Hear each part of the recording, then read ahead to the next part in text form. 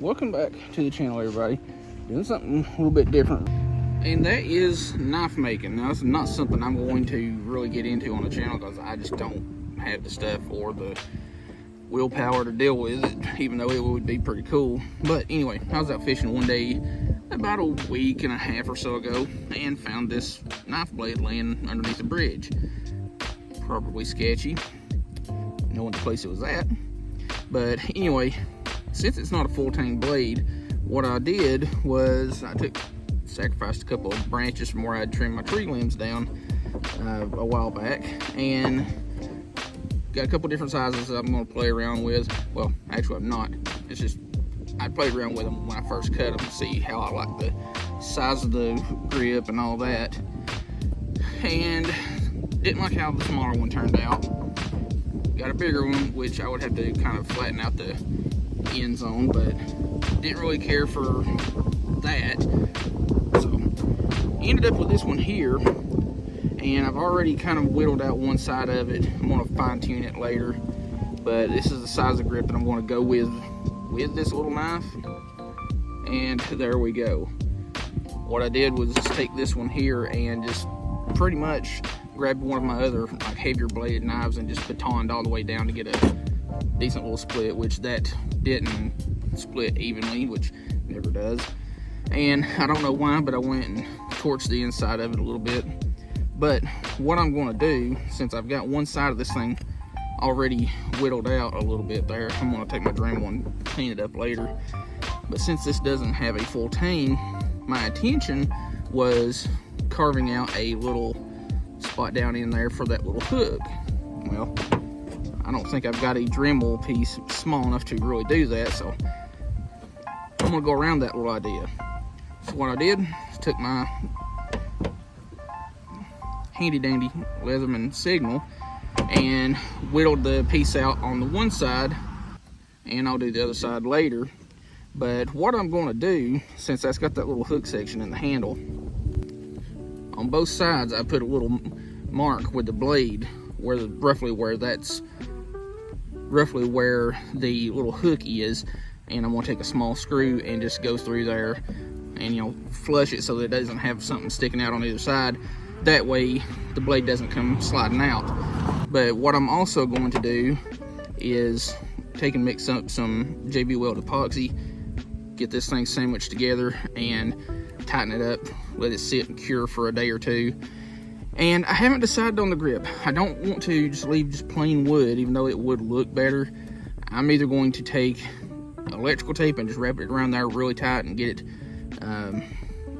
it stuck together that way, or take some paracord, which I don't really want to do paracord. I kind of leaning towards the whole jute cord idea. It looks kind of fitting for the seam, and I've got tons of jute cord. I use it for candle wicks. But yeah, I've got the one side already set, just need to get it epoxied and let it sit and cure. And I'll probably, instead of cutting out some pins and doing it that way, just take some small screws, like I said, like 1-inch screws or 3/4 inch screws, and go through there and screw it together, like maybe 2 on one side and 1 in the middle from the opposite side, that way it doesn't separate. But fun little project that I had the idea for when I seen that little knife blade. So I'm gonna get this thing whittled out and get this thing ready to cure.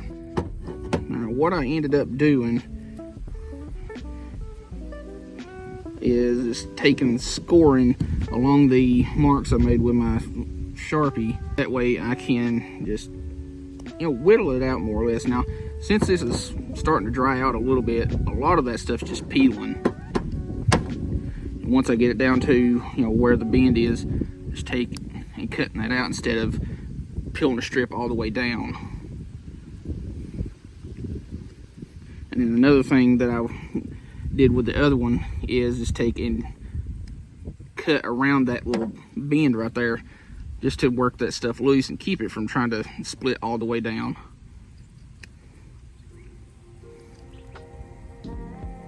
See, since I've cut down all the way through that, a lot of this stuff I can just get started and just peel it up. All right, let's see how the blade fits there. I'm just getting it just deep enough all the way back that, I don't know if y'all can see that, but the blade is about halfway into the little groove. So I think what we'll do there, looks like a little bit right here and a little bit right here. It should be good to go.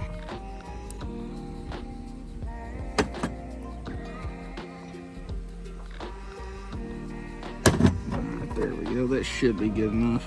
It's actually a little bit deeper on that side than I originally wanted it to be.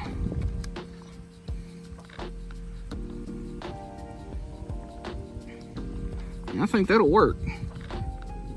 I've got the entry there to just slide it in, and since I've got that marked out, I can just drill that hole out with a really fine drill bit, and you have a pilot hole for the screw.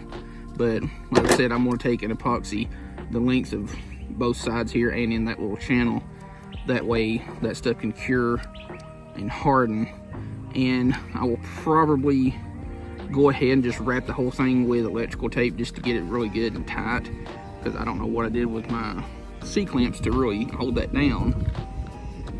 I'm not going for anything super fancy with this thing. It's just a hobo style knife, making use of what I found. Actually, I may put some of that wood back down in there just to keep that from being too loose in there. But anyway, that's where we're at with this, and once I get this thing cured and set, I'll be back with you and we'll figure out something for the grip. Now, I'm not going to just throw these two pieces here away. I've got some ideas for these. I might just turn them into, hand reels or something like that. I don't know just yet. I'll figure something out so that these two pieces here don't go to waste. All right, it's piss pouring down rain outside, so if you can hear that and it's overdoing the audio here, that's what that is. Anyway, I forgot, I've got to mix up some of this stuff right here. This is what I'm going to use.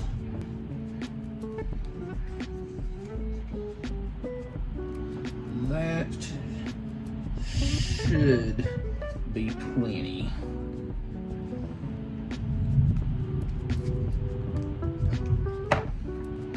I'm just going to take a little wood dowel and mix this stuff up, and you want to mix this JB Weld epoxy up for about a minute. Alright, just a couple more seconds and it should be good. And what we're going to do, I'll set one side off to the side, and we're going to just lather that stuff in there.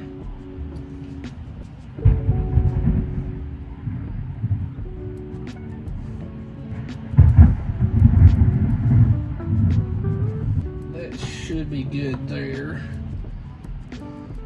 What I also did on each side of them is I took and drilled 3 little holes in the middle. That way some of this epoxy could seep down into it and give it a little bit of extra grip. Okay, try not to get this stuff on me any more than I already have.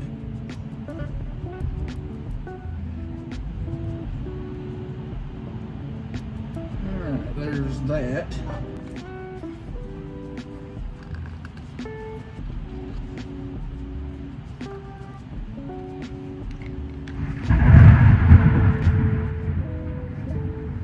I didn't take into account how much of this stuff was going to seep out of here either. Okay, now that that's in there, I'm going to stick our blade in there, kind of squeeze that down just a hair. I'm going to take some of this wood that stripped out while I was drilling and wedge it down in there so that it helps keep the blade from coming out. And I think I'm going to take and wrap this up real tight and let it sit and cure and finish this up later on. I forgot to do this part for the little hook on the end of the shank. Alright, that part's done. I'm gonna let this cure and then I will figure out what I'm gonna do with the grip itself. Leaning towards going with this jute twine stuff. I think that would look pretty good on it.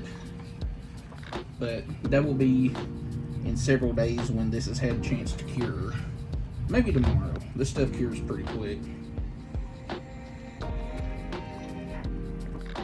Alright, it's still kind of a mess and a little bit wet with some of the epoxy in spots, but that's pretty much the finished product. Alright, as you can tell, I went ahead and wrapped it so that it could cure just a little bit tighter, because by the time, you know, that stuff hardens up, it's going to seep into that jute twine. But it came out a lot better than I figured it would have, and there isn't nearly as much movement in the blade as I thought there would be. This thing's a lot stiffer, a lot more sturdy than I thought it was going to come out to be. But anyway, right there's our finished product.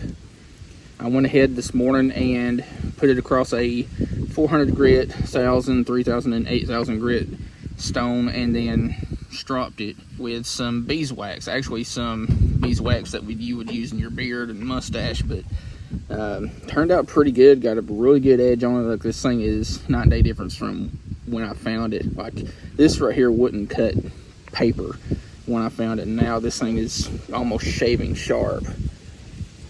Well, not quite, but it's getting there. This actually turned out a lot better than I thought it would. I went ahead and put another little screw toward the back to hold it together a little bit better, and this one here is in the tang where that little hook is. So I like this. Now I just got to get me a sheath made, or just find one for it, and I kind of want to go to Hobby Lobby or something like that and find the material to make a little sheath for it. And you can kind of sort of tell how I wrapped it.